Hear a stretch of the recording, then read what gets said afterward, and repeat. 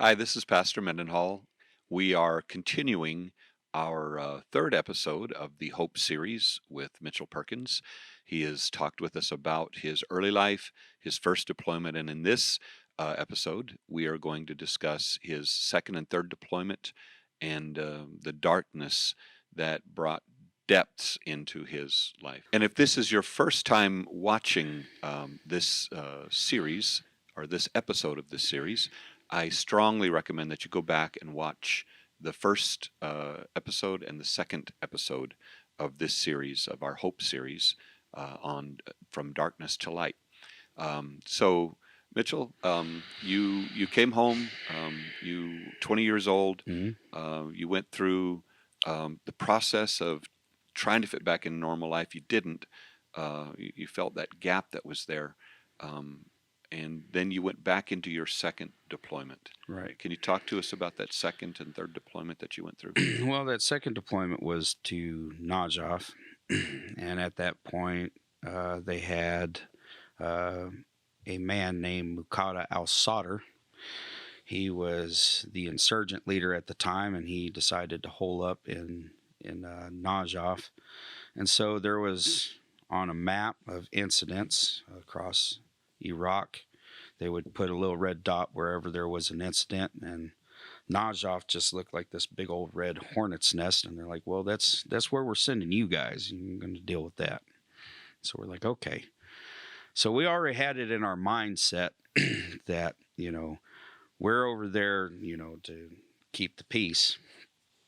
But we knew we're over there to look if you'll start something with us, because at that time the National Guard had taken that city, and there was so many engagements that basically all they did was they manned the wire. And so they secured the facility.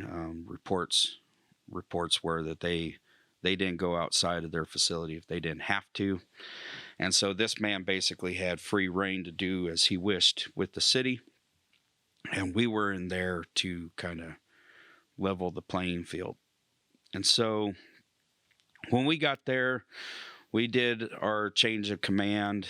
We handed it over, and then I remember my commander at the time, the battalion commander, he used to say the hardest thing about urban warfare is locating the enemy. And he would send us out on patrols, and I think it was Charlie Company. Charlie Company was over by responding to an incident that the police station, the Iraqi police station, was under attack. So Charlie was on patrol, and they were responding. And when they got there at this time, the engagement continued, and that kicked off almost a month-long warfare within that city. And so at that time, we were at a mosque, and it's the oldest mosque there, and it's surrounded by 15 miles of graveyard. So they were just holed up in there, just dug in like ticks, and it was slow, treacherous fighting. It was during August. It was hot. Oh goodness, it was hot. And it was brutal. But this is when I lost a really good friend during this combat while he was on the 240 gun, Sergeant Rocha. And I remember hearing about his death, and it was like, well, okay. And the moment that happened, something happened to me where it felt like a hand gripped inside my chest and really squeezed, and it felt like ice, and everything went cold and burned, and then it squeezed and compressed and compressed and compressed, and then it just went numb.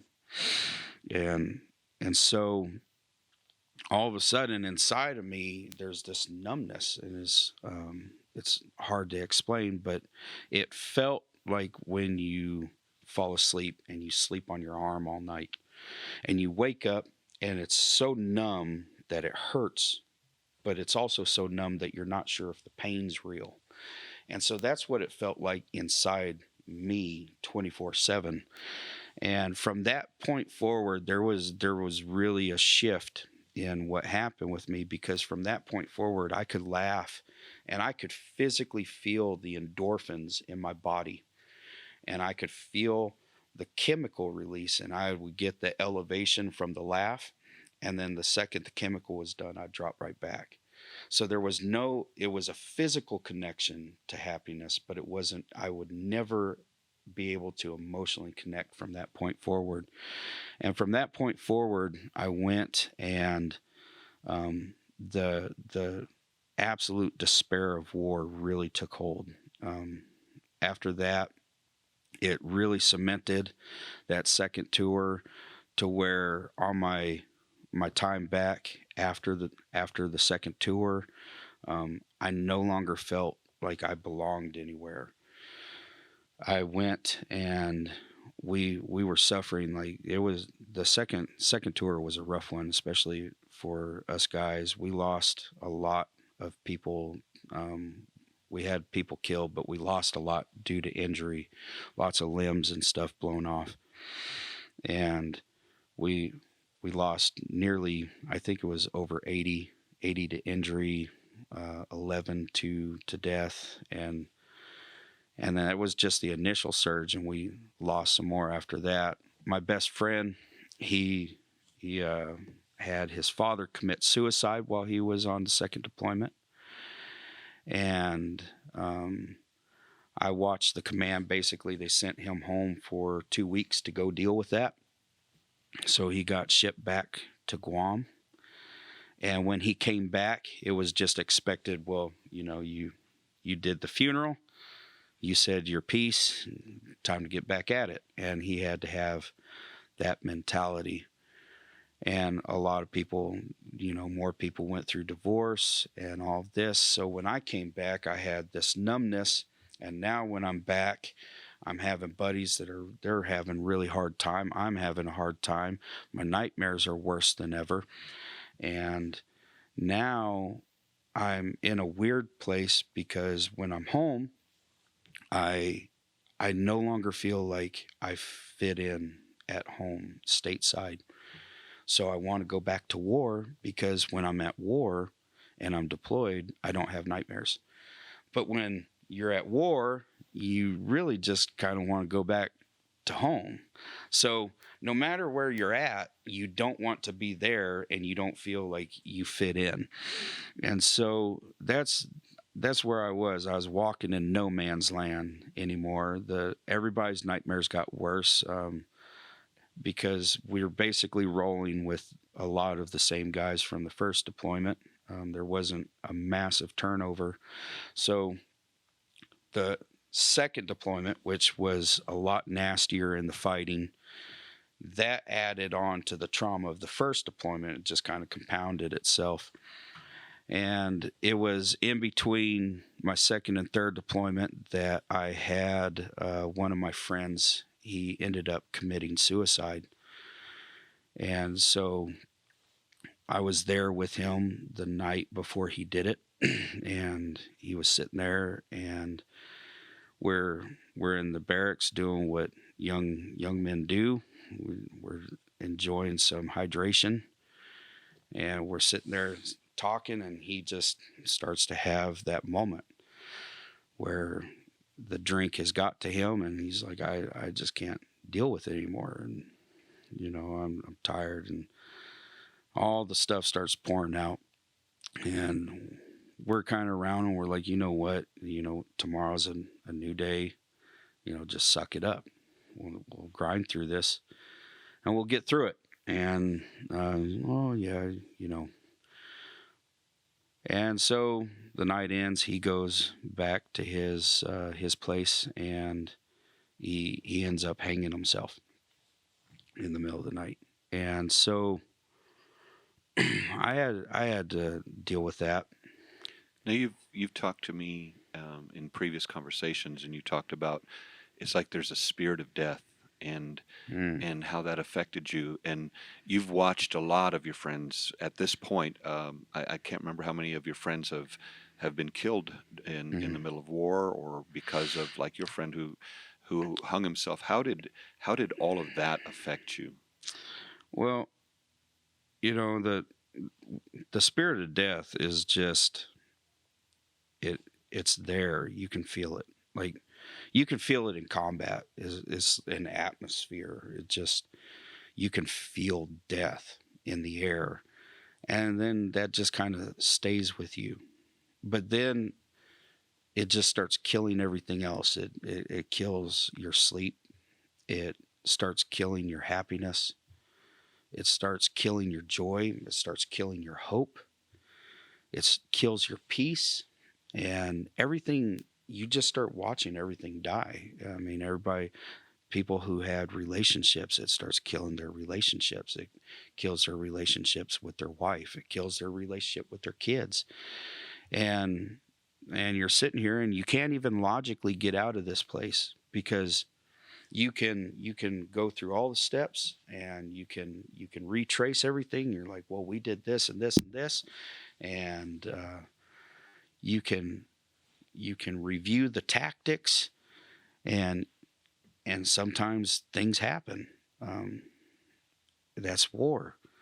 And so you can logically assess this, and even logic does not get you out of this cell you're sitting in, to where every day you knew, when I woke up, the nightmares I just had, I'm going to have again the next night. I knew the anger I'm dealing with, I'm going to deal with tomorrow. I knew that the depression I'm having, I'm going to deal with tomorrow. I knew that the anxiety I get, I'm going to deal with tomorrow. And I knew that in the military, you better not show any of it. And so, I really was grateful for having the guys around that I had, that they're all kind of sharing this with you. But I mean, the Bible says it's blind leading the blind. I mean, we're all afflicted. It's not like anybody knows the answer. And so you're just comforted that you're in this leper colony together. So you mentioned the Bible. Mm. So at this point in time in your life, with all of you experienced and all the misery and the pain and the darkness that's in your life, what's your thoughts on God? I couldn't wrap my head around God. Like you're seeing all this, and I got into a fist fight with somebody. Well, all things happen, and God, He directs all things. And when I heard that, I thought of my dead friends, and I'm like, so God wants to kill my friends, is what you're saying? Well, that's not what I'm saying. Well, that's exactly what you're saying. And those are fighting words, and so we're fighting. Like, it just escalated that fast. Like, we're fighting, and from there on out, I absolutely hated God. I hit a new level of hatred. I know that the Bible talks about Jesus going into the wilderness, and the devil comes to tempt him, and he takes him up and he shows him the kingdoms, and he says, all this can be yours if you'll just bow to me. And I found in my life, the devil, he didn't show me the splendor. He showed me all the horror that could be had. And that posed the question that there was a seed where the Bible says the enemy comes while you're sleeping, and he'll sow a tear. And he sowed a seed in me. And it was, if all of this can take place, how could there ever be a God? And that thing took root.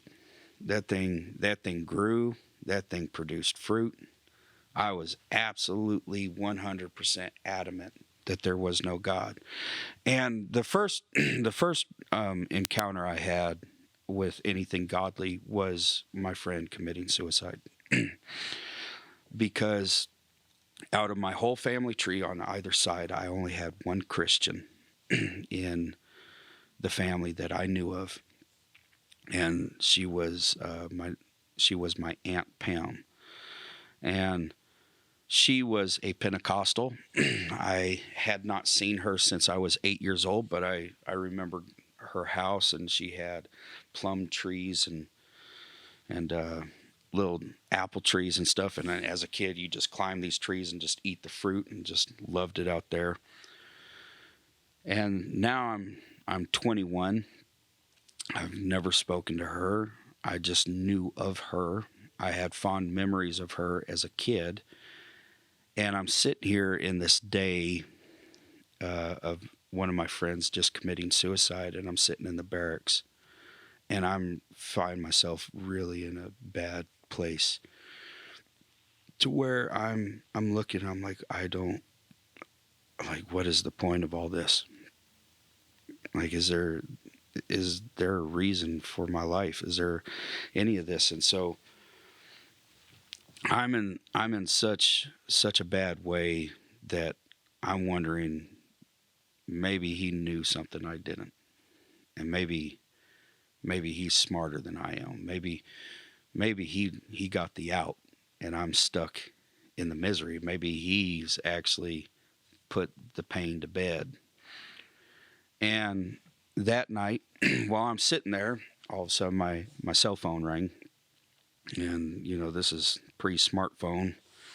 So, unknown number. But in the military, it doesn't matter if it's known or not known. Somebody, when you're in the chain of command, you could be calling. So, flip open the phone, and I'm like, Corporal Perkins speaking. And I hear, Mitchell? Yes. Which, that really took me back, because ain't nobody in the military going to call me Mitchell. So I'm, yes. And, baby, Mitchell, it's your Aunt Pam. I'm like, Aunt Pam? Aunt Pam? And, yeah, it's your Aunt Pam. And all I knew about this woman is that she was a radical Christian. I mean, she got sick. I was told she died from a disease that could not be cured, was fatal, flatline, came back, raised on the table after pronounced dead, raised on the table, and the disease in her lungs was completely cured. And then she got another disease and another one. And she had the mentality of, the reason I'm in the hospital is because you need to hear about Jesus. So that was my Aunt Pam. So here I am talking to her, and I'm like, yeah. I'm like, oh, Aunt Pam, how'd you get my number? And she's like, oh, I called your mom. I asked for it. I said, oh, okay. I said, what's up? And she said, baby, I was praying to Jesus, and he said, I really need to talk to you right now, that you're hurting. And I said, you're talking to who? And she said, Jesus told me you need to talk to someone, that you're really hurting. And so it really caught me off guard.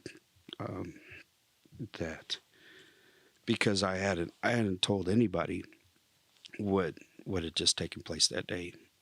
And so here she is, she's calling up, well, I just prayed, and Jesus says, I need to talk to you. And so we're talking, and she encourages me to keep going. And so that kind of spirit of suicide shakes off. And we're wrapping up, and she says, baby, would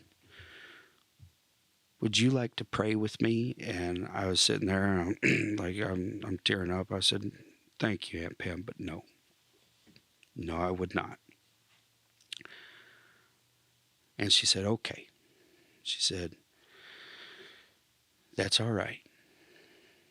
But I want you to know that there's a God who will hear the moment you cry out. And she said, I want you to know that I'm going to pray for you. Every day, baby, I'm going to pray for you until Jesus comes. And so I told her thank you. I hung up, and that is the last time I ever spoke to her, and until she died. And she passed away after I got out of the military. And we went through. I did a third tour. I did a third tour, which was pretty uneventful.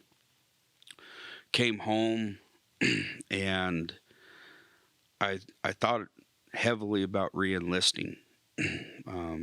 My my desire, even from entering into the military, was always to go be an EOD tech. I wanted to go do bomb squad. That was my dream job. That's all I wanted to do was go play with bombs. I'm like, man, you are going to pay for me to blow stuff up. Like that's where it's at. And I was talking to my mother, and I asked her, I said, what do you think I should do? And she said, Mitchell, I'm not going to tell you what to do. She said, but I don't know how many more deployments I have in me. And so I just thought, okay, well, maybe I shouldn't do this to her. And so I got out, and that really was a hard and painful decision, because I did love the Marine Corps. I enjoyed being a Marine. I enjoyed the brotherhood of the Marines. And to get out, like, that was one of the few times that it broke my heart, watching all my stuff and getting out. But the problem is that getting out of the Marines was about ready to knock me into a deeper stage of despair that I never thought about, because when you turn all your uniform and gear back in, you get to take all the issues with you. And now you're in a world where nobody understands what you're going through. Before, you at least had camaraderie, and you at least had people that understood without you ever having to explain what you're going through, because they too are going through it. And now you're thrust into a world where nobody understands what you're going through. And now, on top of having issues, you feel completely isolated. And so that was a whole new level to this that I never even considered. And that was rough. Getting out, the Marine Corps, I would dare say, more than the other services, that becomes your identity. I mean, you eat like a Marine, talk like a Marine, think like a Marine, walk. I mean, just everything. And then when you separate from that, well, I'm no longer a Marine, so now what am I? Well, I don't know. And all you're left with is this brokenness. You have brokenness in your body, brokenness in your mind, and you have people who, even though they love you and care about you, they don't understand what you're going through, and they don't understand why you can't get over it, why you can't just, well, quit being sad. Well, that was a long time ago, and so you really feel completely alone when you get out. Wow. What an incredible story. And I guarantee you there's so much more in just this short 20 plus minutes that we've been talking that you haven't even skimmed the surface of everything. What an incredible place to be in life, and what deep darkness that must have been. We're going to wrap up this episode of our series of Hope series, From Darkness to Light. And in our next series, Mitchel is going to talk to us about from the time of his being back home and dealing with all of this, as he's just stated, in a place where there is nobody that understands and nobody that can help, to where God brought him out of that, shined his light into his life, and gave him hope. So we're thankful that you have taken time to be with us for this episode. If you have not watched any of the previous episodes, please go back and watch them from episode 1 through episode 4 in a row. You will be greatly blessed.